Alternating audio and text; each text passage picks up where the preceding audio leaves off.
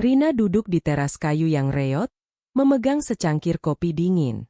Senja mulai turun, mewarnai langit dengan jingga muram. Sudah 3 jam ia menunggu.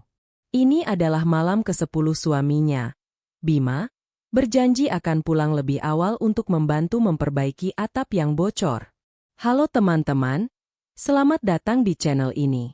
Di sini kita berbagi kisah-kisah kehidupan yang penuh makna dan bisa jadi pelajaran untuk kita semua. Sebelum lanjut ke ceritanya, ayo absen dulu. Tulis di kolom komentar, kamu menonton dari kota mana saja. Jangan lupa like, komen, dan subscribe supaya tidak ketinggalan cerita berikutnya. Kilas balik menghantamnya, hari pernikahan mereka. Bima mengucapkan sumpah setia, matanya penuh api gairah dan janji masa depan yang cerah. Kata-kata itu kini terasa seperti lelucon pahit, janji manis yang kedaluarsa. Pukul 8 malam, Bima akhirnya muncul. Bau rokok dan sedikit aroma alkohol menyambutnya. Ia bahkan tidak melihat Rina. Sudah tidur? Aku lelah sekali, katanya sambil langsung menuju kamar, menghindari tatapan mata Rina yang menuntut. Rina berdiri di ambang pintu kamar. Ia melihat punggung Bima. Bukan lagi kemarahan yang ia rasakan, melainkan kejelasan yang dingin. Janji-janji itu bukan lagi peluru yang melukai. Itu hanyalah angin kosong yang tidak layak untuk dipercayai. Keputusan harus dibuat. Rina berbalik, menjauhi kamar. Ia mengambil ransel usang dari lemari tua di ruang tengah. Tidak ada air mata, hanya gerakan mekanis yang cekatan. Ia memasukkan beberapa helai pakaian dan dompetnya. Matanya berhenti pada bingkai foto pernikahan mereka yang berdebu. Ia mengambilnya, menatap wajah Bima yang tersenyum lebar, lalu meletakkannya kembali, wajahnya datar. Ia tidak membawa kenangan buruk itu. Di atas meja makan yang lengket, Rina mengambil pulpen dan secarik kertas. Tulisannya singkat, dingin, dan lugas. Aku pergi. Jangan cari aku. Atap itu sudah seharusnya kau perbaiki sejak lama. Janji-janji kosong tidak bisa menahan hujan. Ia meletakkan catatan itu tepat di bawah asbak rokok Bima yang penuh. Rina menggendong ranselnya. Pintu depan terbuka tanpa suara. Udara malam terasa segar dan asing di kulitnya. Ia melangkah keluar ke jalan setapak yang gelap, hanya diterangi oleh lampu jalan yang berkedip-kedip di kejauhan. Sebelum berbelok, ia menoleh ke belakang. Rumah itu tampak gelap dan sunyi, seperti kuburan bagi janji-janji yang sudah lama mati. Ia menarik napas panjang, dan tanpa penyesalan, melangkah menuju cahaya yang berkedip itu. Setelah berjalan sekitar 20 menit, kakinya menjejak aspal jalan raya utama. Ia tiba di sebuah halte bus tua. Lampu neon di atap halte berkedip-kedip, seolah mencerminkan ketidakpastian masa depannya. Rina meletakkan ranselnya dan duduk di bangku semen yang dingin. Ia mengeluarkan ponsel lamanya. Tidak ada pesan masuk. Ia sudah mematikan notifikasi dan menghapus semua kontak yang berhubungan dengan Bima. Keheningan malam itu terasa berat, namun lebih jujur daripada janji Bima. Ia melihat jadwal perjalanan yang tertempel buram di dinding. Pukul 2 dini hari, ada bus ekspres menuju Kota Sakti, sebuah kota besar di luar provinsi tempat tinggal bibinya yang sudah lama tidak ia kunjungi. Ini adalah satu-satunya tujuan yang masuk akal, tempat ia bisa menghilang dan memulai kembali tanpa diganggu. Rina berjalan ke loket tiket yang untungnya masih buka 24 jam. Ia membayar dengan uang tunai terakhirnya, mengambil karcis itu seolah-olah itu adalah kunci menuju kehidupannya yang baru, memeganginya erat-erat. Di rumah yang baru saja ditinggalkan Rina, Bima terbangun dengan rasa pusing. Matahari pagi sudah mulai mengintip melalui celah tirai. Ia berjalan ke dapur untuk mencari kopi. Pandangannya jatuh pada secarik kertas di bawah asbak rokoknya yang penuh. Ia mengambilnya, membaca tulisan tangan Rina yang rapi dan dingin. Awalnya ia tertawa kecil, mengira ini adalah lelucon atau drama biasa. Namun, saat ia melihat ransel Rina hilang dari lemari tua di ruang tengah, tawa itu sirna. Digantikan oleh rasa panik yang dingin, bukan panik karena kehilangan Rina, melainkan panik karena ia harus menghadapi konsekuensi hidupnya sendiri yang kacau, tanpa Rina di sana untuk membereskan kekacauan itu. Bima mencoba menghubungi ponsel Rina, yang langsung masuk ke kotak suara. Dia membanting teleponnya ke meja.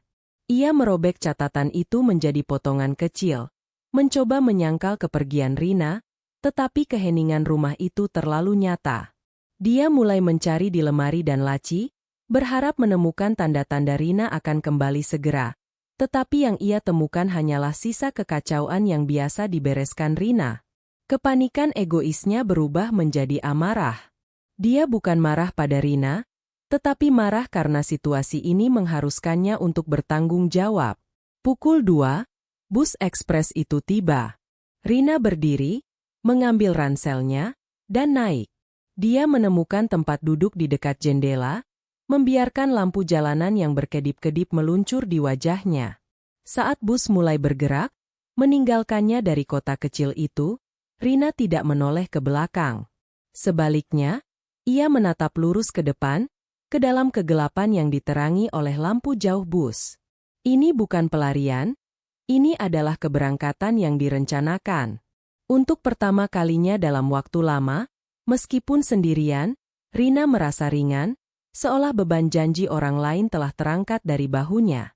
Bima menghabiskan sisa pagi itu dengan mabuk dan panik. Siang harinya, hujan gerimis mulai turun.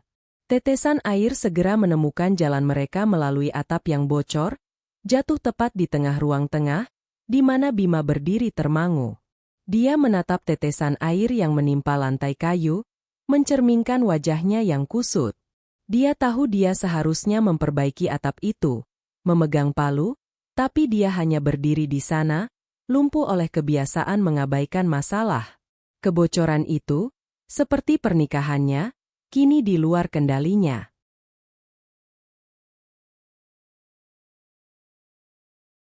Bus terus melaju kencang menembus kegelapan, hingga fajar perlahan menyentuh cakrawala. Rina tidak bisa tidur. Ia bersandar ke jendela, melihat sawah-sawah yang berganti menjadi bukit-bukit kapur, menandakan mereka telah melewati perbatasan provinsi. Matahari terbit memancarkan warna emas dan merah muda ke atas pemandangan asing. Meskipun punggungnya pegal dan matanya perih karena kurang tidur, ada rasa lapang di dadanya. Rasa ringan ini jauh lebih berharga daripada kenyamanan ranjang empuk yang dipenuhi kebohongan. Hujan semakin deras, mengubah tetesan air di ruang tengah menjadi aliran kecil yang konstan. Bima tersentak dari lamunannya. Ia bergegas mencari ember di gudang, meletakkannya di bawah kebocoran dengan bunyi nyaring. Lalu, dorongan untuk bertindak muncul. Ia mencari kotak perkakas yang seharusnya berisi palu dan paku. Kotak itu berkarat dan tertutup debu, isinya berantakan dan beberapa alat hilang. Bima mengambil sebuah palu yang gagangnya sudah lapuk, menatapnya bingung. Ia menyadari, ia bahkan tidak tahu cara naik ke atap, apalagi memperbaikinya. Tanggung jawab, yang selalu ia hindari, kini berdiri tegak di hadapannya sebagai tugas yang mustahil. Setelah perjalanan yang terasa tak berujung, bus memasuki terminal utama kota Sakti. Suara klakson, teriakan pedagang, dan hiruk-pikuk manusia langsung menyerbu Rina. Ini adalah dunia yang berbeda, energi yang terasa brutal namun penuh janji. Saat ia turun, seorang wanita parubaya dengan senyum lebar dan mata yang hangat melambai ke arahnya. Itu adalah bibinya, Ratna, yang langsung memeluknya erat. "Selamat datang, Rina. Sekarang kamu aman?" bisik Ratna, suaranya dipenuhi kasih sayang yang murni, berbeda jauh dari janji-janji kosong yang Rina kenal. Ratna membawa Rina keluar dari hiruk-pikuk terminal menuju sebuah becak motor yang sudah menunggu. Mereka menyusuri jalan-jalan sempit kota Sakti. Ratna tinggal di sebuah kontrakan kecil di kawasan padat, namun bersih. Saat mereka tiba, Rina melangkah melewati pintu gerbang besi kecil dan merasakan ketenangan yang belum pernah ia rasakan di rumah Bima. Udara di sini terasa lebih bersih, dan meskipun banyak suara tetangga, itu adalah suara kehidupan, bukan keheningan yang mematikan. Di dalam kontrakan yang sederhana namun rapi, Ratna menyajikan teh hangat. Rina duduk di kursi rotan, perlahan menjelaskan apa yang terjadi, bukan dengan rincian kemarahan, tetapi dengan nada faktual tentang kekecewaan yang menumpuk. Ratna hanya mendengarkan, membiarkan Rina menyelesaikan ceritanya. Setelah Rina selesai, Ratna memegang tangan Rina. Kamu tidak perlu menjelaskan apapun. Kamu sudah berani mengambil langkah. Besok kita pikirkan pekerjaan. Hari ini, kamu hanya perlu istirahat, Rina. Kembali di rumah yang bocor, Bima kini duduk di lantai, menatap ponselnya. Ia sudah menelepon 3 teman Rina, semuanya mengatakan mereka tidak tahu apa-apa, sebagian besar karena Rina memang jarang berkomunikasi dengan mereka. Bima tidak benar-benar mencari Rina. Ia mencari kepastian bahwa Rina akan segera kembali. Rasa haus akan alkoholnya semakin kuat, sebanding dengan kebenciannya pada atap yang terus meneteskan air. Ia melihat palu berkarat di sampingnya. Tugas memperbaiki atap terasa lebih berat daripada menerima kenyataan bahwa hidupnya kini benar-benar kosong. Pagi itu di kontrakan Ratna, Rina terbangun setelah tidur yang nyenyak tanpa gangguan. Jendela kecil di samping tempat tidur membiarkan cahaya pagi masuk, menerangi ruangan yang dihiasi taplak meja rajutan tangan. Dia duduk di tepi kasur, merasakan kelembutan kasur tipis yang jauh lebih nyaman daripada kasur mewahnya yang dingin di rumah lamanya. Ratna masuk membawa sepiring nasi uduk hangat. Bagaimana tidurmu? Hari ini kita akan berjalan-jalan ke pasar. Aku punya kenalan yang mungkin membutuhkan tenaga tambahan, kata Ratna dengan mata berbinar penuh harapan. Dorongan sementara Bima untuk bertindak segera menguap. Ditemani sisa bir semalam, ia menyeret tangga kayu yang lapuk ke halaman belakang. Dengan pandangan kabur dan tangan gemetar, ia mencoba memanjat. Baru 3 anak tangga, ia tergelincir, tangga itu berderak dan ia hampir jatuh terjerembab ke lumpur. Ia terengah-engah, amarahnya beralih menjadi frustrasi yang menyedihkan. Ia menatap ke atas atap yang jauh, lalu kembali ke palu di tangannya. Ia sadar ia tidak punya kemampuan, alat, atau kemauan untuk memperbaiki apapun. Ia melempar palu itu, dan suara benturannya ke tanah bergema seperti pengakuan kegagalannya. Ratna menuntun Rina ke pasar lama Kota Sakti, yang ternyata adalah labirin gang sempit penuh warung dan kios. Mereka berhenti di depan sebuah kedai kopi kecil bernama Kopi Senja, yang ramai dengan aroma kopi panggang dan canda tawa. Ratna memperkenalkan Rina pada pemiliknya, seorang wanita muda energik bernama Tari. Tari, yang baru saja kehilangan salah satu stafnya, tampak tertarik. Rina menarik napas dalam-dalam, menyingkirkan semua rasa cemas. Saya tahu saya harus belajar dari awal, tapi saya bersedia bekerja keras, Bu Tari, ucap Rina, suaranya mantap. Itu adalah janji yang ia buat untuk dirinya sendiri. Pagi berikutnya, Rina sudah berdiri di belakang konter Kopi Senja. Meskipun tangannya agak kaku dan ia harus belajar keras mengoperasikan mesin espresso yang berisik, aroma kopi yang pekat dan suasana energik toko itu memberinya adrenalin baru. Tari, si pemilik, mengawasinya dengan sabar. Rina menjatuhkan sendok saat mencoba mengambil gula, pipinya sedikit memerah. Tari hanya tersenyum. Semua orang mulai dari nol, Rina. Yang penting, kamu ada di sini. Itu sudah setengah perjalanan, kata Tari sambil menepuk bahu Rina. Bima, yang kehabisan uang dan kesabaran, akhirnya menelepon seorang kenalan yang berjanji bisa memperbaiki atap dengan harga murah. Orang itu, seorang tukang serabutan yang tampak tidak yakin, tiba dengan peralatan seadanya. Bima hanya melihat dari ambang pintu, menghirup bau alkohol di pagi hari. 15 menit kemudian, terdengar suara retakan keras diikuti oleh teriakan. Tukang itu tidak hanya gagal memperbaiki kebocoran, ia malah memecahkan beberapa genteng lain saat ia tergelincir turun. Bima hanya menutup pintu dan kembali ke dalam rumah yang kini bocor lebih parah, menyadari bahwa ia tidak hanya kehilangan Rina, tetapi juga kemampuannya untuk mengendalikan kekacauan.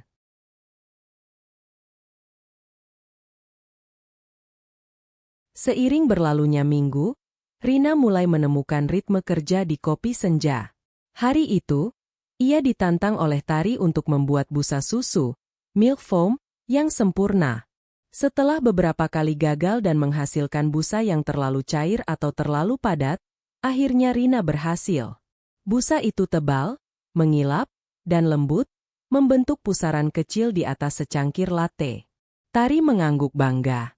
Saat Rina menyerahkan kopi itu kepada seorang pelanggan yang tersenyum, ia merasakan ledakan kebahagiaan kecil.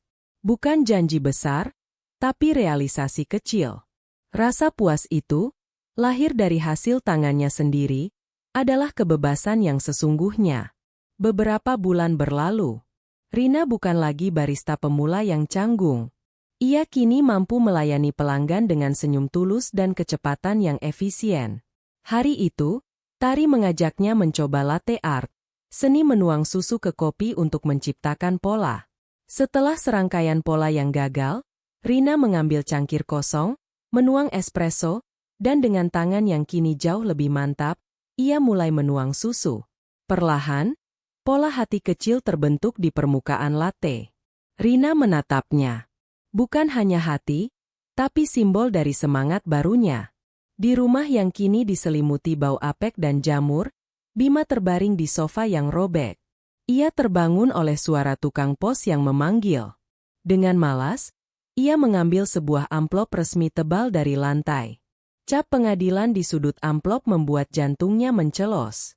Surat itu berisi panggilan sidang pertama untuk kasus perceraian yang diajukan Rina, lengkap dengan tuntutan pembagian harta Gonogini.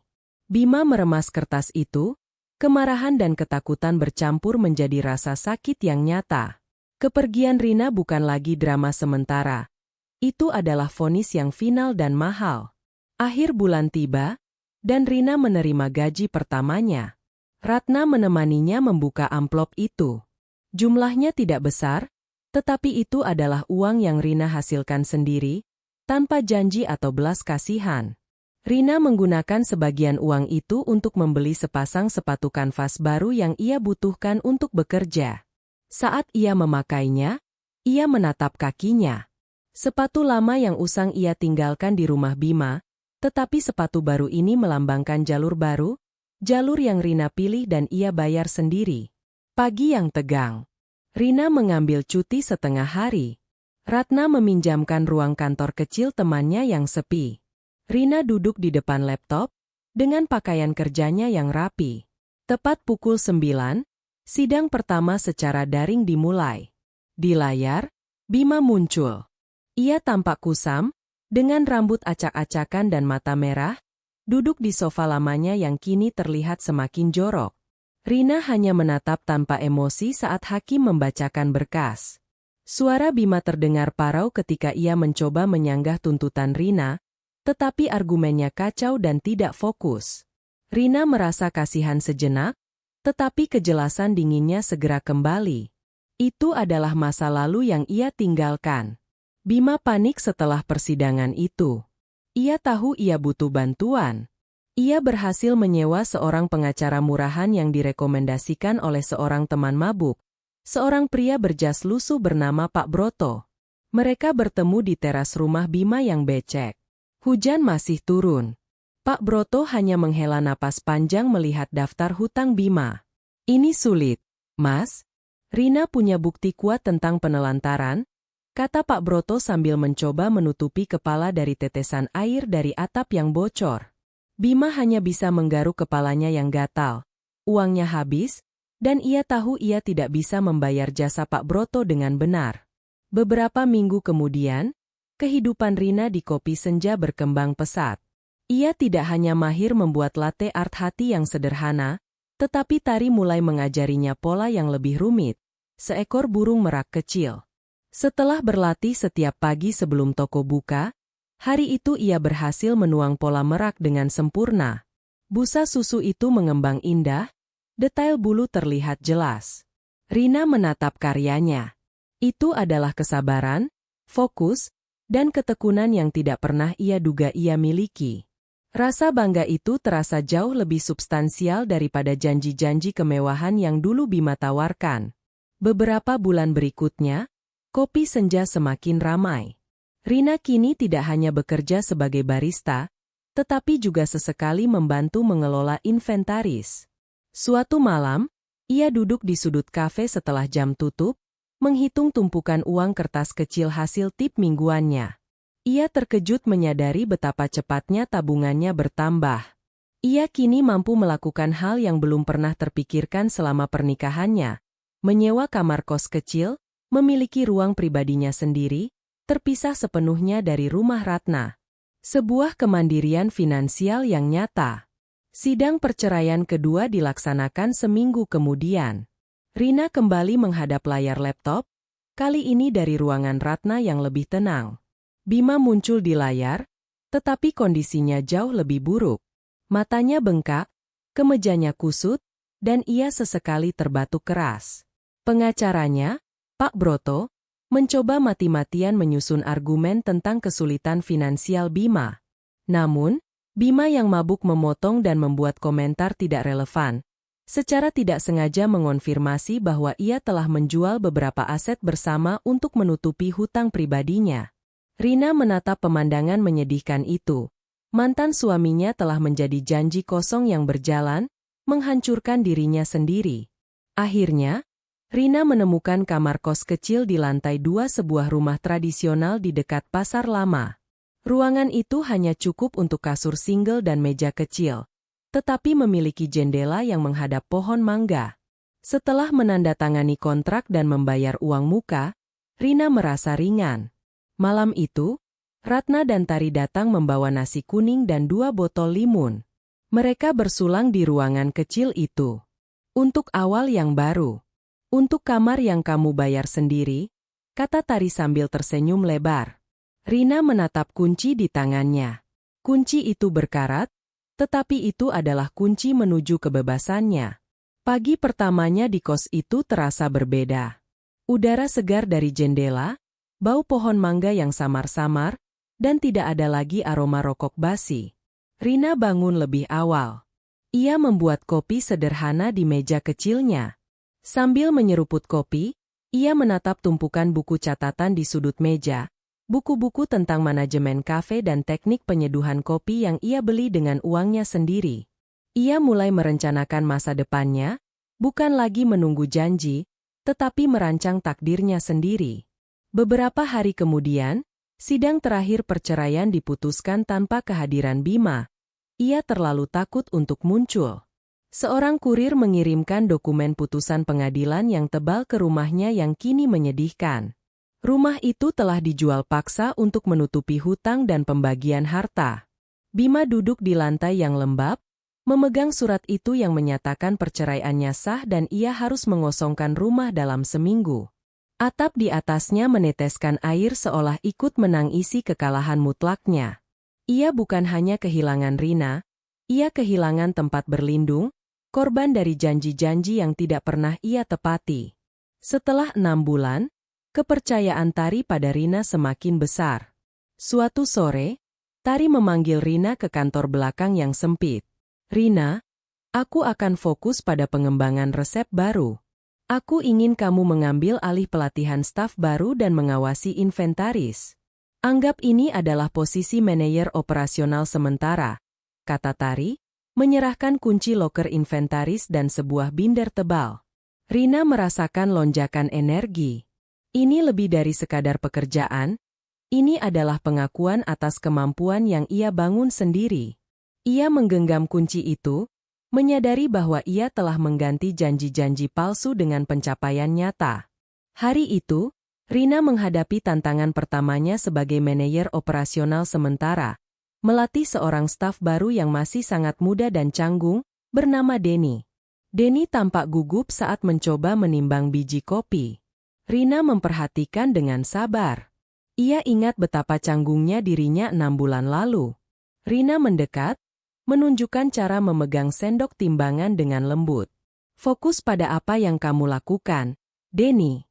Jangan terburu-buru. Kualitas adalah janji kita kepada pelanggan, katanya, suaranya tenang namun penuh otoritas. Seminggu setelah putusan pengadilan, para petugas dari bank dan pelelang tiba. Mereka mengeluarkan perabotan rumah yang sudah usang ke halaman yang becek. Bima berdiri di seberang jalan, hanya membawa tas ransel kecil berisi beberapa pakaian dan sebotol minuman keras. Ia menatap rumah yang telah ia biarkan membusuk. Atapnya masih bocor, jendelanya kusam. Tidak ada lagi kemarahan, hanya rasa kosong yang memuakkan. Ia sadar, kini ia benar-benar sendirian dan tanpa perlindungan. Janji-janji yang ia ingkari telah menagih harga yang tertinggi. Suatu sore, setelah shift kerjanya selesai, Rina duduk di kos barunya yang tenang, ditemani secangkir teh panas. Ia membuka buku catatan tentang manajemen bisnis kopi yang baru ia beli. Tujuannya sekarang bukan hanya menjadi manajer sementara, tetapi memiliki kafe sendiri. Ia menghitung tabungannya dan mencatat poin-poin penting untuk studi kelayakan. Ia merasa jauh dari tujuan itu, tetapi ia tersenyum. Kegagalan pernikahannya telah mengajarkan satu hal. Janji yang paling penting adalah janji yang ia buat kepada dirinya sendiri, dan janji itu adalah kemajuan. Rina memberanikan diri untuk menunjukkan rencana bisnis kafe mininya kepada Tari. Mereka duduk di konter bar setelah kopi senja tutup. Tari membalik-balik halaman penuh perhitungan dan target pasar. Tari tersenyum melihat detail dan ketekunan Rina. Ini ambisius, Rina. Tapi kamu punya kedisiplinan yang kubutuhkan. Aku bisa membantumu mencari pemasok biji kopi yang bagus, kata Tari, sebuah penawaran bantuan yang tulus, seolah-olah investasi janji yang diberikan Rina kepada dirinya sendiri kini mulai berbuah dukungan nyata. Bima kini berada di kolong jembatan layang yang gelap, berbagi ruang dengan beberapa gelandangan lain. Dingin menusuk kulitnya, dan ia mencoba menghangatkan tubuh dengan sebotol arak murah. Ia melihat genangan air di dekatnya memantulkan lampu jalanan yang suram. Ia menyentuh wajahnya yang dipenuhi janggut kusut. Semua janji yang ia buat kepada Rina, kepada dirinya sendiri, kini hanyalah kenangan hantu yang ia rasakan dalam setiap gigitan dingin. Ia tidak lagi marah, hanya ada rasa hampa karena kehilangan segalanya. Beberapa minggu kemudian, Rina menerima email yang ia tunggu-tunggu. Ia diterima di program pelatihan bisnis kecil yang didanai pemerintah daerah. Ini adalah langkah resmi pertama menuju kafenya. Di kopi senja, ia berbagi kabar itu dengan Ratna dan Tari. Mereka merayakannya dengan 3 gelas espresso. Rina tersenyum, melihat pantulan dirinya yang penuh semangat di permukaan cangkir kopi. Janji kemajuan yang ia buat kini terwujud dalam bentuk peluang yang konkret, bukan lagi sekadar harapan kosong. Selama beberapa minggu berikutnya, Rina tenggelam dalam program pelatihan intensif itu. Dia duduk di barisan paling depan di ruang kelas yang padat, mencatat setiap kata dari instruktur tentang analisis pasar dan perencanaan keuangan. Suatu sore, saat semua peserta lain istirahat, Rina masih terpaku pada grafik arus kas di layarnya. Dia merasa otaknya bekerja lebih keras daripada sebelumnya, tetapi kali ini, setiap angka dan rumus adalah pilar nyata untuk membangun janji masa depannya sendiri. Sementara itu, Bima meringkuk di bawah jembatan saat hujan deras mengguyur. Dia merasakan air dingin merembes melalui kain karung yang ia gunakan sebagai selimut. Dalam kegelapan yang pekat, ia teringat dengan jelas suara air menetes dari atap yang bocor di rumah lamanya, suara yang selama ini ia abaikan. Kini, seluruh langit adalah atap yang bocor. Bima menyadari bahwa bukan hanya atap rumahnya yang tidak pernah ia perbaiki. Seluruh struktur hidupnya telah runtuh karena janji-janji yang ia biarkan busuk. Setelah menyelesaikan pelatihan, Rina menggunakan pengetahuan barunya untuk mencari lokasi. Dengan bantuan Tari, Rina menemukan sebuah kios kecil yang sempurna, bekas toko buku tua di sudut jalan yang tenang. Kios itu berdebu, tetapi memiliki jendela besar dan struktur kayu yang kokoh. Hari itu, Rina menandatangani kontrak sewa, pena di tangannya terasa berat dan signifikan. Ia menatap ke dalam ruangan kosong itu. Ini bukan hanya sebuah ruangan, Ini adalah ruang di mana janji yang ia buat untuk dirinya sendiri akan mulai diwujudkan, janji yang solid, tidak seperti angin kosong yang menahannya dulu. Rina, dibantu Ratna dan Tari, memulai pembersihan kios. Mereka menyingkirkan rak buku tua dan debu tebal. Tari membawa beberapa kalengket berwarna kopi dan krem. Walaupun melelahkan, Rina merasakan energi kolektif yang kuat. Saat mereka mengangkat meja kayu yang berat, Rina tertawa terbahak-bahak. Suara yang sudah lama tidak ia dengar, bebas dari beban janji orang lain. Langkah berikutnya adalah biji kopi. Atas rekomendasi Tari, Rina bertemu dengan seorang petani kopi lokal yang ketat dalam memilih rekan bisnis. Rina, mengenakan pakaian rapi, menyajikan proposal bisnis kecilnya, menekankan janji kualitas dan pembayaran tepat waktu. Petani itu, seorang pria tua bertangan kasar, mengangguk perlahan setelah Rina selesai. Saya suka kejelasanmu, Nona. Tidak ada janji manis, hanya pekerjaan keras. Kita coba, katanya, menjabat tangan Rina, menyegel kemitraan yang didasari kejujuran.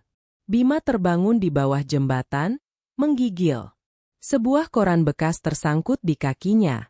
Ia mengambilnya untuk menutupi diri, tetapi matanya terpaku pada halaman lokal. Di sana, ada artikel kecil tentang kopi senja dan Tari yang diwawancarai tentang kesuksesan mentorinya.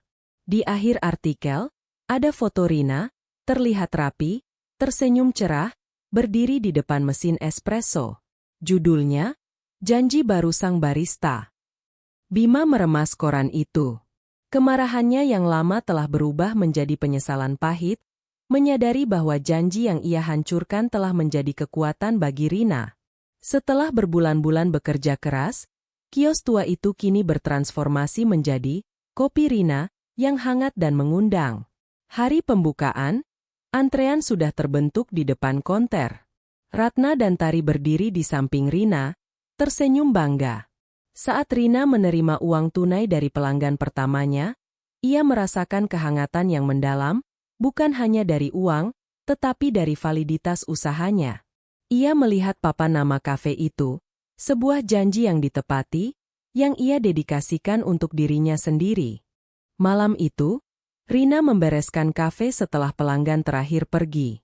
Aroma kopi yang menenangkan memenuhi udara. Ia menyalakan lampu neon, kopi Rina, di atas pintu.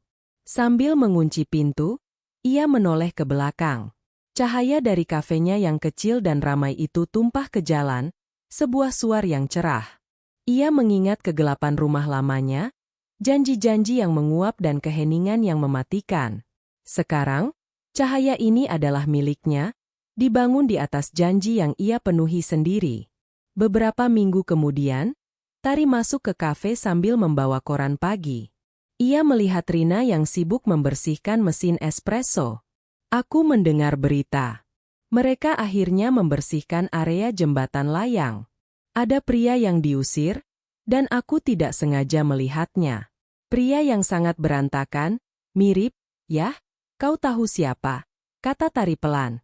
Rina berhenti sejenak, uap dari mesin memburamkan wajahnya. Ia menarik napas. Kasihan. Aku berharap dia menemukan jalan keluar, jawab Rina datar.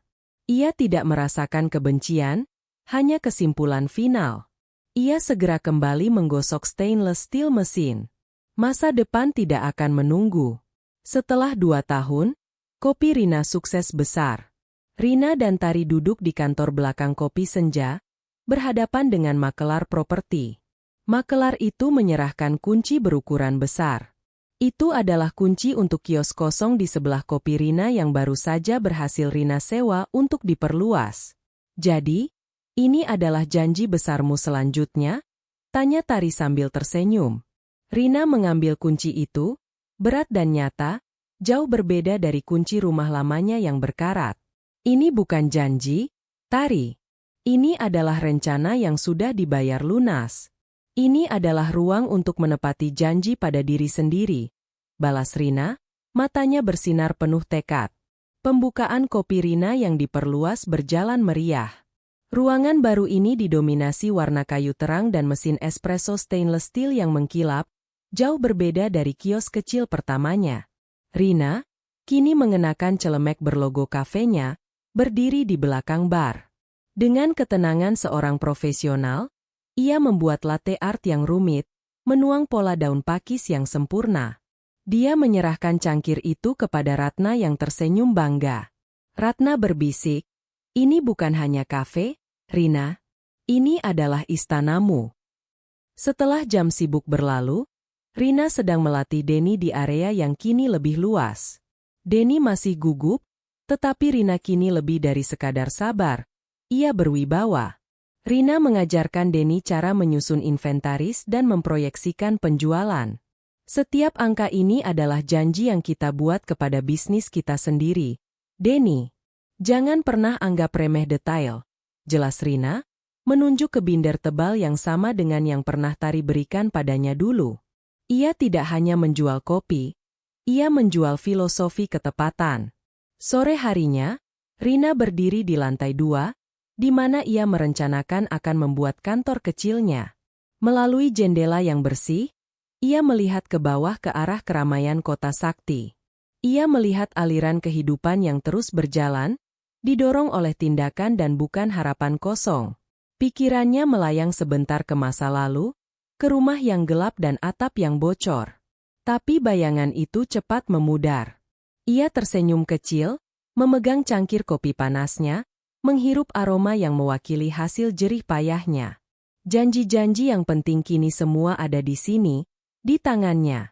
Rina menyalakan komputer baru di kantor kecilnya di lantai 2. Aroma kayu dan cat baru masih samar-samar tercium. Meja kerjanya rapi, hanya ada laptop, buku catatan, dan secangkir kopi. Dia sedang meninjau proposal menu untuk bagian kue dan makanan ringan. Ia menyadari bahwa jika ia ingin mempertahankan janji kualitas, ia harus berinvestasi pada talenta baru, mungkin seorang koki roti. Melihat layar, ia mulai menyusun kriteria perekrutan, sebuah tugas yang dulunya mustahil kini terasa sebagai langkah logis dalam ekspansi. Sementara itu, Bima, yang kini hanya mengenakan kemeja lusuh dan celana yang robek, mencoba mencari sisa makanan di belakang sebuah pasar swalayan kecil. Saat ia merangkak ke tempat sampah, seorang petugas keamanan muda berteriak padanya, "Pergi! Jangan kotori area ini." Bima tersentak, tidak mampu membalas, rasa lapar dan dingin menguasai dirinya. Ia buru-buru bangkit, menunduk, berjalan tertatih-tatih, menyadari betapa jauh ia jatuh. Janji-janji kemakmuran yang dulu ia gembar-gemborkan kini tidak mampu membeli sepotong roti busuk pun. Seminggu kemudian, Rina mengadakan wawancara pertamanya untuk posisi kepala roti di kantornya. Di hadapannya duduk seorang wanita paruh baya, Maya, yang bersemangat. Rina, kini mengenakan blus batik yang lebih profesional, mengajukan pertanyaan dengan tenang dan terstruktur, menggunakan binder tebal yang dulu ia gunakan untuk manajemen inventaris. Ia menilai tidak hanya keterampilan, tetapi juga komitmen. Setelah Maya pergi, Rina bersandar di kursinya, puas. Ia tidak lagi menunggu janji dari orang lain. Ia yang kini menetapkan janji dan standar bagi timnya. Rina secara resmi mempekerjakan Maya. Di dapur kopi Rina yang kini luas dan bersih, mereka berjabat tangan. Maya tampak antusias, dan Rina, meskipun profesional, merasakan sentuhan bangga yang hangat. Mereka segera beralih membahas proposal menu baru, termasuk roti dan kue yang akan melengkapi tawaran kafe. Rina menekankan, kita tidak hanya menjual kopi, Maya. Kita menjual janji kualitas yang harus kita tepati di setiap gigitan dan seruputan. Janji itu terasa solid dan terjamin, dibangun di atas fondasi yang ia ukir sendiri. Bima, yang berjalan tertatih-tatih, didorong oleh rasa lapar dan kedinginan, tidak sengaja melewati kawasan pasar lama. Di sudut jalan yang ramai, ia berhenti. Ia mendongak dan melihat papan nama neon yang bersinar terang, Kopi Rina. Ia menyusutkan dirinya di balik bayangan tiang listrik yang kusam, menatap keramaian di dalam kafe itu. Ia melihat sekilas sosok Rina di balik konter, mengenakan celemek rapi, sibuk tertawa bersama seorang pelanggan. Kontras antara cahaya yang hangat di kafe Rina dan kegelapan dingin tempatnya berdiri menghantamnya. Janji-janji yang ia ingkari telah membangun dinding tak terlihat. Rina kini di dalam, dan ia terdampar di luar. Sore itu, setelah semua staf pulang, Rina berdiri di belakang bar. Dia membuat secangkir latte untuk dirinya sendiri, menuang pola daun pakis dengan ketenangan dan presisi. Dia menatap keindahan sederhana dari latte art itu. Dia tidak lagi memikirkan Bima atau janji yang hilang. Pikirannya beralih ke masa depan. Janji berikutnya, ia sadar, harus lebih besar dari sekadar bisnis. Ia berjanji pada dirinya sendiri untuk membantu wanita lain yang mungkin berada di posisi tanpa harapan seperti dirinya dulu. Dia memutuskan untuk memulai program magang di Kopi Rina, mengubah janji pribadinya menjadi peluang bagi orang lain.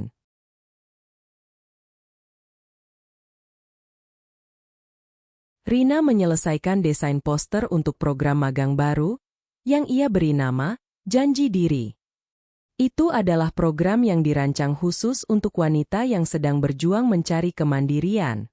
Pagi itu, Rina menempelkan poster itu di papan pengumuman komunitas di dekat pasar lama. Posternya berwarna cerah, menjanjikan pelatihan penuh dan gaji yang layak. Saat ia merapikan poster itu, ia merasakan kepuasan yang mendalam. Ini bukan lagi tentang bertahan hidup, melainkan tentang membangun jembatan bagi orang lain. Bima sedang mencari puntung rokok di tempat sampah dekat area komunitas. Tangannya gemetar. Ia melihat secari kertas yang sedikit sobek dan terlempar ke sudut. Ia mengambilnya, berharap itu adalah bungkus makanan. Tetapi itu adalah salinan poster, Janji Diri, yang baru ditempel Rina. Ia membaca judulnya, Membangun Janji yang Ditepati. Matanya yang merah terpaku pada nama Kopi Rina di bawahnya. Janji yang ia ingkari telah memberdayakan Rina untuk menawarkan janji kepada orang lain. Bima menjatuhkan kertas itu ke lumpur, rasa dingin kegagalan menusuknya lebih dalam dari dinginnya malam. Seminggu kemudian, Rina duduk di kantor kecilnya di lantai 2, menunggu. Pintu terbuka perlahan, dan seorang gadis muda bernama Sari masuk. Sari terlihat takut, dengan mata yang menghindari kontak. Rina segera menawarkan Sari teh hangat. "Aku tahu rasanya takut memulai, Sari," kata Rina lembut. "Tapi aku tidak akan menjanjikan apapun yang tidak bisa kutepati. Kita akan mulai dari nol, dan kamu akan membangun janji untuk dirimu sendiri." Rina mencondongkan tubuh ke depan, senyumnya meyakinkan, siap menjadi pilar nyata yang tidak pernah ia miliki. Sari sangat kesulitan saat pertama kali mencoba mengoperasikan mesin kasir. Jari-jarinya gemetar menekan tombol. Rina berdiri di sampingnya, mengawasi tanpa menghakimi. "Tenang, Sari. Jangan khawatir membuat kesalahan. Hari ini bukan tentang hasil, tapi tentang proses. Lakukan perlahan, ulangi lagi sampai menjadi refleks," kata Rina sambil mencontohkan cara memasukkan pesanan. Sari menarik napas panjang, dan mencoba lagi, kali ini dengan sedikit senyum tipis. Saat senja mulai turun, Bima duduk di pinggir jalan yang ramai, mengemis uang receh. Tiba-tiba, ia mendengar suara tawa keras dari seberang. Ia mendongak. Di ambang pintu Kopi Rina, ia melihat Rina keluar bersama Sari dan Maya. Mereka tertawa. Rina menyerahkan amplop gaji Sari. Rina tampak sehat, bahagia, dan penuh otoritas. Bima menundukkan wajahnya, menyadari bahwa Rina bukan hanya telah pergi. Rina telah bangkit, dan ia telah menjadi bayangan di pinggiran jalan yang bahkan tak berhak melihat cahaya itu. Setelah semua pergi, Rina berdiri di kantornya di lantai atas. Ia menatap sertifikat program, Janji Diri, yang baru ia cetak. Menunggu nama Sari dan nama-nama berikutnya. Ia merasa kelelahan, tetapi hatinya penuh. Janji untuk mencintai Bima telah menghancurkannya, tetapi janji untuk membantu Sari dan janji untuk menepati setiap detail dalam bisnisnya telah menyelamatkannya. Rina memegang cangkir kopi, Janji terakhir yang ia buat, untuk terus maju, membangun bukan hanya kafe, tetapi juga jaringan janji yang ditepati. Beberapa bulan kemudian, Sari bukan lagi gadis yang takut-takut.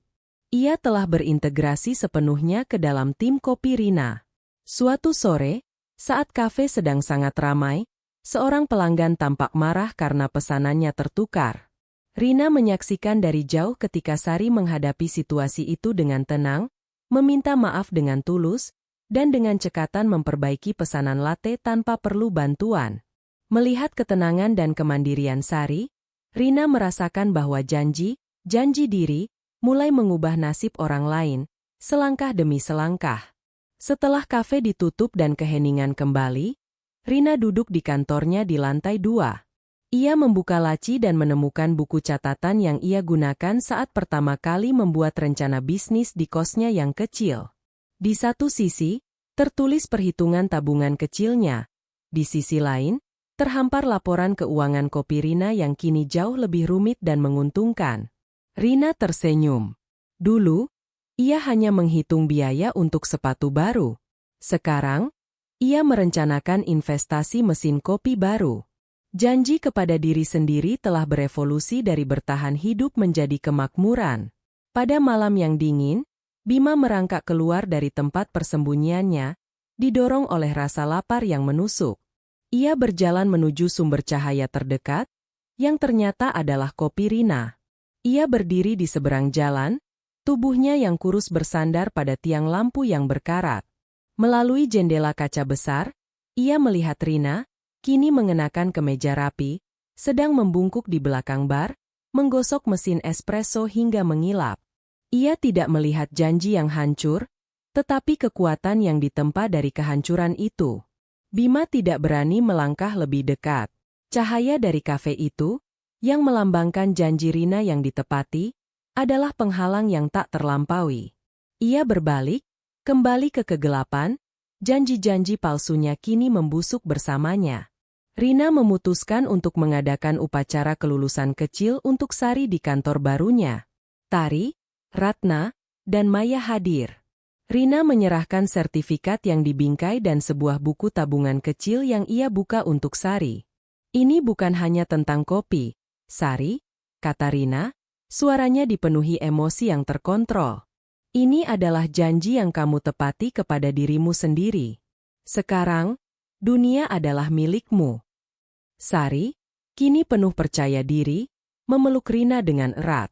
Rina merasa bahwa ini adalah keberhasilan yang jauh lebih besar daripada keuntungan finansial manapun. Di tengah malam yang gelap, Bima menemukan dirinya berada di depan sebuah gereja kecil. Suaranya samar-samar menyanyikan lagu-lagu pujian dari dalam. Ia mengeluarkan cincin pernikahan yang sudah kusam, satu-satunya barang Rina yang tersisa di tangannya. Ia telah menyimpannya karena sentimen dan harapan palsu. Dalam cahaya lampu jalan yang redup, ia menatapnya. Bukan lagi kemarahan atau penyesalan, hanya kelelahan yang menghancurkan. Dengan gerakan lambat, ia melemparkan cincin itu ke selokan, sebuah janji terakhir yang dilepaskan, menyadari ia tidak memiliki apa-apa lagi untuk dijual atau dipertahankan. Jauh dari hiruk-pikuk jalanan, Rina berdiri di kantor barunya yang kini lengkap, memegang cangkir latte yang dihiasi pola daun pakis sempurna. Ia menatap keluar jendela yang menghadap atap-atap genteng kota sakti. Semuanya sunyi, kecuali dengungan samar mesin espresso di bawah. Ia mengangkat cangkirnya sedikit. Sebuah, bersulang, diam-diam. Bukan untuk kesuksesan, tetapi untuk kebebasan. Kebebasan yang berharga ini, yang dibangun dengan ketekunan, adalah satu-satunya janji yang ia tahu akan selalu ditepati. Keberhasilan kopi Rina dan program, janji diri, menarik perhatian pemerintah daerah. Suatu sore yang formal, Rina menerima plakat penghargaan komunitas atas kontribusinya memberdayakan wanita lokal. Ia berdiri di panggung kecil balai kota, mengenakan setelan sederhana namun rapi, diapit oleh Tari dan Ratna yang tersenyum bangga. Rina memegang plakat itu, bukan sebagai simbol ketenaran, tetapi sebagai bukti soliditas janji yang ditepati. Untuk pertama kalinya, Janji yang ia buat kepada dirinya sendiri diakui secara publik sebagai kebaikan nyata. Malam itu hujan turun di kota sakti, dingin dan tak henti-hentinya.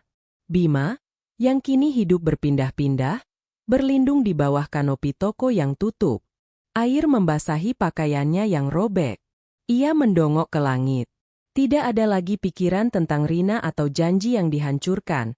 Hanya rasa penerimaan yang dingin terhadap kenyataan bahwa ia adalah konsekuensi dari tindakannya sendiri. Tidak ada yang datang untuk menyelamatkannya. Janji yang ia ingkari telah menjadikannya tidak terlihat. Di kantor barunya yang nyaman, Rina menyebarkan denah arsitektur yang digambar dengan rapi di atas mejanya. Bukan lagi rencana bisnis mini, melainkan cetak biru untuk cabang kedua kopi Rina di distrik bisnis kota. Ia menjalankan jari di atas tata letak, menghitung biaya dan potensi pendapatan. Keputusan untuk memperluas adalah janji terbesar yang ia buat kepada dirinya sendiri tentang pertumbuhan yang berkelanjutan. Kertas-kertas itu terasa berat dan penuh harapan. Setiap garisnya adalah janji yang akan ia usahakan untuk penuhi dengan ketelitian. Pagi hari di kopi Rina, sebelum staf tiba, Rina melakukan ritual hariannya. Ia berdiri di belakang mesin espresso yang mengilap, keheningan kafe hanya ditemani dengungan mesin. Ia membuat secangkir latte pertamanya, menuang pola daun pakis yang rumit dengan tangan yang mantap dan terampil. Ia menatap permukaan kopi itu. Keindahan dan ketepatan itu adalah janji yang ia penuhi setiap hari. Janji bahwa kualitas dan ketekunan tidak akan pernah ia kompromikan lagi. Ini adalah janji yang paling jujur, janji yang ia buat untuk Rina, dan ia tahu, janji itu akan selalu ditepati. Beberapa bulan kemudian, Rina berdiri di depan lokasi cabang kedua yang baru ia beli, di tengah distrik bisnis yang ramai. Kios itu lebih besar dan modern, dengan fasad kaca yang elegan. Ia memegang kunci baru, berat dan berkilauan, jauh berbeda dari kunci kamar kos atau kunci kios pertamanya. Ia menatap pantulan dirinya di kaca. Sosok yang ia lihat kini adalah seorang pemimpin bisnis yang yakin, sosok yang berani mengambil janji besar untuk masa depan yang lebih luas. Suatu pagi, Bima berada di kawasan kumuh di pinggiran kota. Ia melihat sekelompok petugas konstruksi mulai merobohkan sisa-sisa rumah kecil yang bobrok. Itu adalah rumah lamanya, sisa dari properti yang dijual paksa. Bima melihat sisa-sisa atap yang bocor itu jatuh ke tanah dengan bunyi keras. Ia hanya bisa berdiri di kejauhan, tersembunyi di balik tumpukan sampah, menyaksikan kehancuran fisik dari seluruh hidup yang ia sia-siakan. Rina, kini duduk di kantor cabang kedua yang baru, sedang mengawasi sesi pelatihan untuk kelompok baru program, Janji Diri.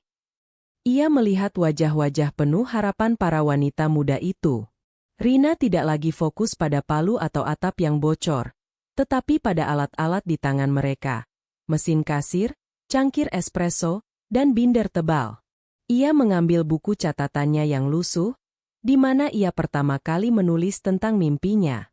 Ia tersenyum, janji telah ditepati, bukan oleh orang lain, tetapi oleh dirinya sendiri, dan ia kini membagikan kekuatan itu.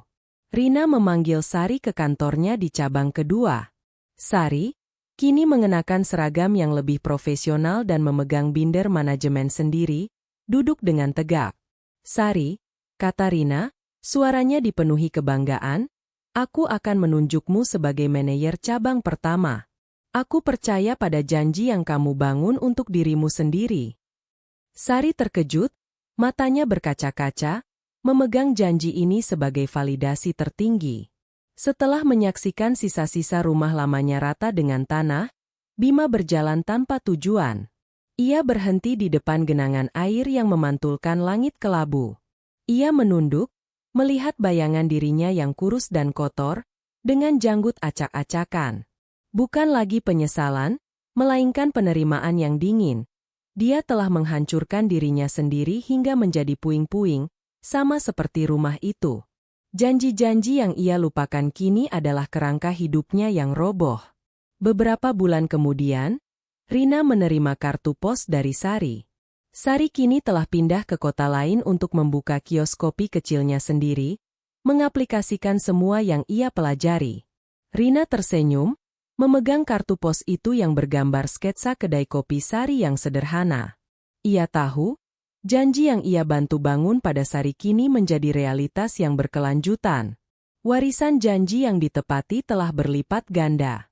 Di penghujung hari yang panjang, Rina berdiri di depan fasad kaca cabang kedua, lampu-lampu neon memantul dari permukaannya yang bersih. Dia melihat ke dalam, di mana stafnya masih sibuk membereskan, bekerja dengan etos yang ia tanamkan. Dia tidak lagi takut pada kegelapan atau janji kosong. Janji yang ia buat untuk dirinya sendiri, ketekunan, kualitas, dan keberanian, adalah satu-satunya janji yang ia butuhkan. Dan janji itu, terpantul dalam cahaya kafe yang terang, akan terus bersinar. Suatu sore, Rina duduk di meja konferensi besar di cabang barunya, tidak lagi hanya dengan Ratna dan Tari, tetapi dengan 3 perwakilan komunitas lokal. Mereka membahas pembentukan yayasan janji diri. Rina mempresentasikan anggaran yang ia sisihkan untuk yayasan tersebut. Kita tidak hanya menyediakan pelatihan, tetapi juga modal awal bagi mereka yang lulus, jelas Rina. Tari menatapnya, matanya penuh kekaguman. Kamu mengubah janji pribadi menjadi janji bagi seluruh komunitas. Rina, bisik Tari. Di tengah tepuk tangan meriah, Rina berdiri di podium dalam peresmian Yayasan Janji Diri. Ia memegang sebuah plakat kayu yang bertuliskan moto yayasan. Saat ia melihat kekerumunan yang terdiri dari penerima manfaat program, mentor, dan tokoh masyarakat, ia merasa sangat bersyukur. Janji-janji Bima telah menghancurkan satu rumah, tetapi janji yang ia buat untuk dirinya sendiri telah membangun rumah bagi banyak orang. Ini adalah keberhasilan yang melampaui kopi. Malam menjelang larut, Rina duduk di kursi kulit di kantor lantai 2-nya. Kota sakti membentang di bawahnya, penuh cahaya dan kehidupan. Ia memegang cangkir kopi terakhirnya. Kopi itu dingin, tetapi Rina tidak keberatan. Ia mengingat malam ia meninggalkan rumah yang gelap, memegang tiket bus dan janji yang rapuh. Kini, janji itu kokoh, tertanam dalam setiap dinding kafe dan setiap senyum stafnya. Rina tidak lagi menunggu. Dia telah tiba. Dia tersenyum, merasakan kedamaian yang mendalam. Keberhasilan Rina membawanya ke tingkat yang lebih tinggi. Beberapa bulan setelah peresmian yayasan, Rina memutuskan untuk mengikuti kursus eksekutif singkat di Jakarta, sebuah kota yang terasa asing namun penuh peluang. Di ruang konferensi yang dingin dan berkilauan, ia duduk di barisan depan, satu-satunya pengusaha kecil di antara para eksekutif berjas mahal. Rina tidak merasa terintimidasi. Ia membuka buku catatan tebalnya, memegang pena dengan erat. Ia menyadari, janji pada diri sendiri tidak pernah berhenti. Itu harus diperbarui dengan investasi baru dalam pengetahuan. Jauh dari kemewahan dan janji baru Rina, Bima tersandung di sebuah lorong belakang yang gelap. Dia menemukan sepotong koran digital di layar ponsel curian yang hampir mati. Gambar buram Rina, tersenyum cerah di atas panggung dengan plakat penghargaan, menusuk matanya. Judulnya tentang pemberdayaan wanita dan kopi Rina. Bima segera menjatuhkan ponsel itu ke genangan air, tidak tahan melihat bukti fisik bahwa janji yang ia hancurkan telah membangun kebahagiaan bagi Rina, sementara ia hanya tersisa dengan puing-puing. Kembali ke kota sakti, Rina bersiap menyambut gelombang baru peserta program Janji Diri. Di kantornya yang terang benderang di cabang kedua, ia berdiri di depan 5 wanita muda yang gugup. Rina tersenyum, menyandarkan badannya ke meja. Kalian ada di sini karena kalian berani mencari. Dunia mungkin menjanjikan banyak hal, tapi ingatlah, janji yang paling jujur, yang paling dapat diandalkan, adalah janji yang kalian buat untuk diri kalian sendiri. Mari kita mulai pekerjaan ini, ucap Rina, suaranya kini penuh karisma seorang pemimpin.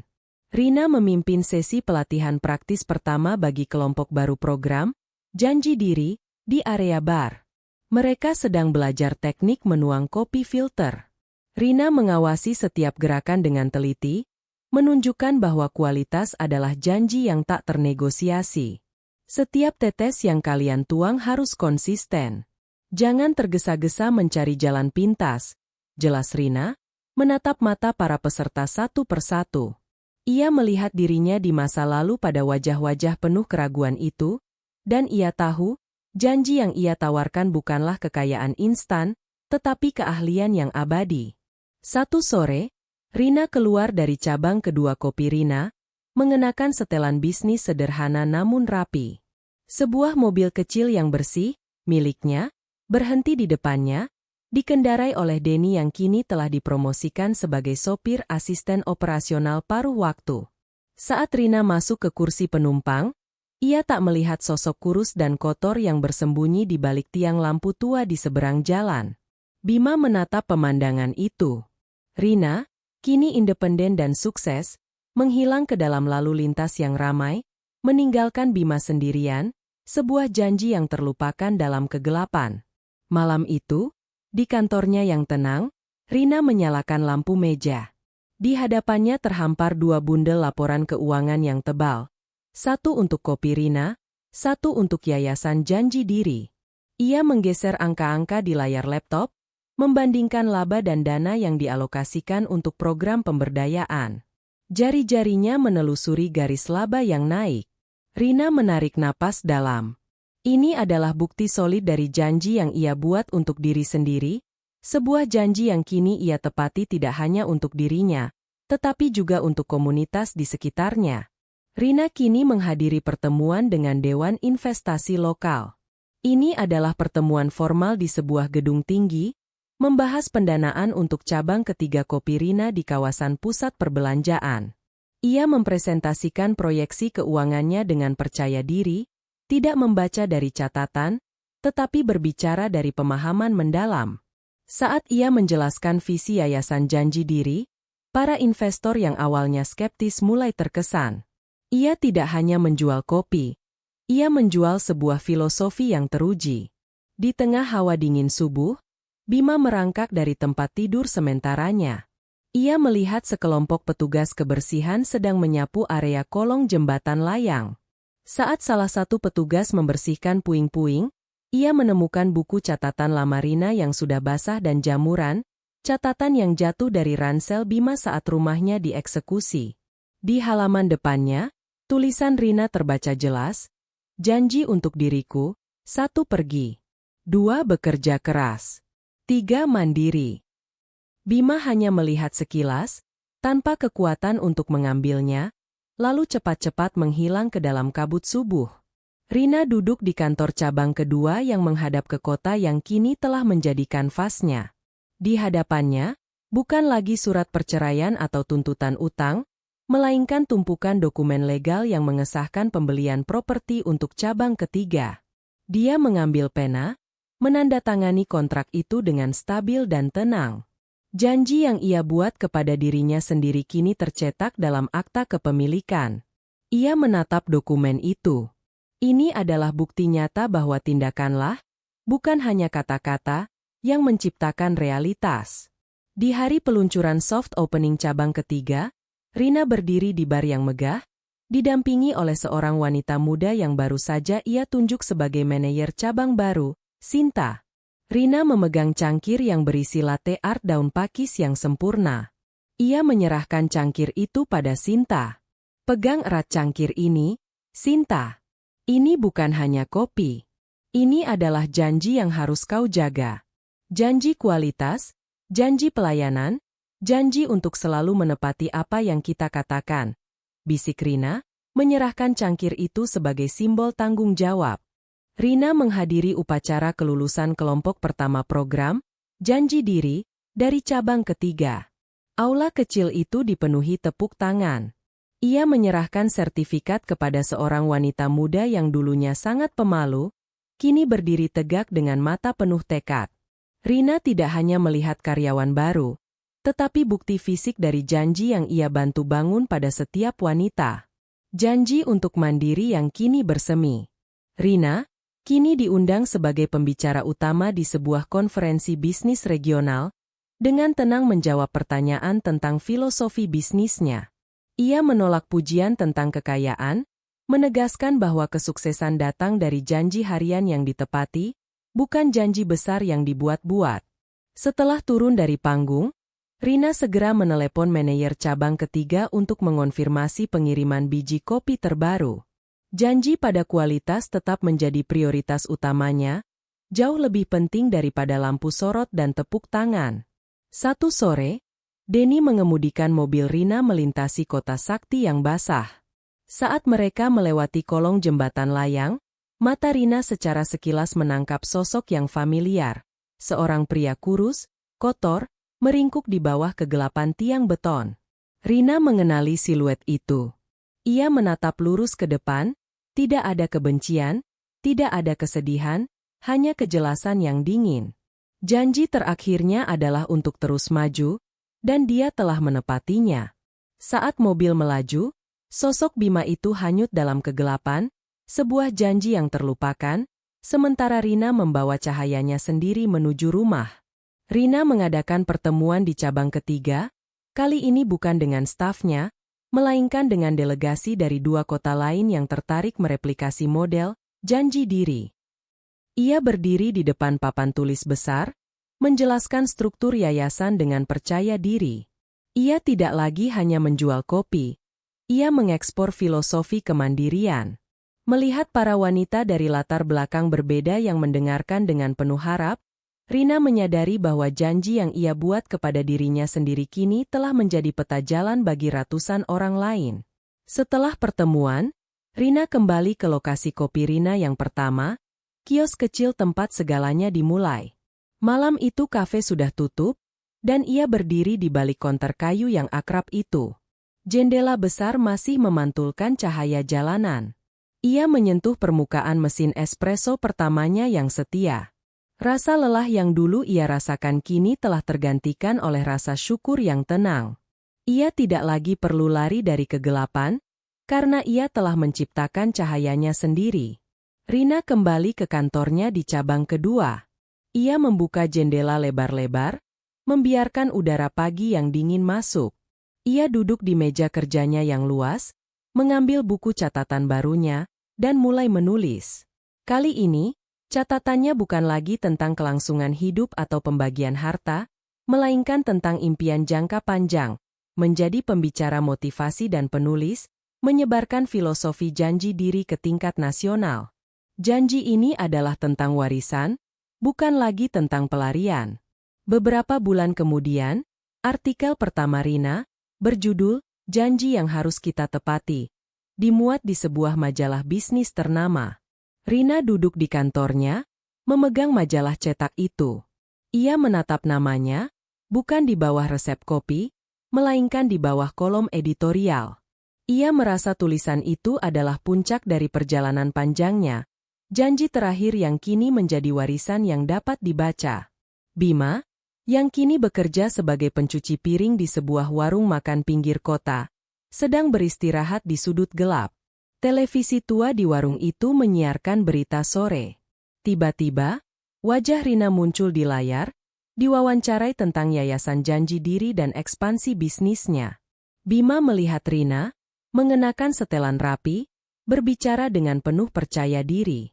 Kata-kata Rina tentang janji yang harus ditepati, menusuk telinganya. Bima menunduk, membersihkan sisa makanan di piring kotor. Jarak antara mereka kini bukan hanya kota, tetapi jurang status dan cahaya.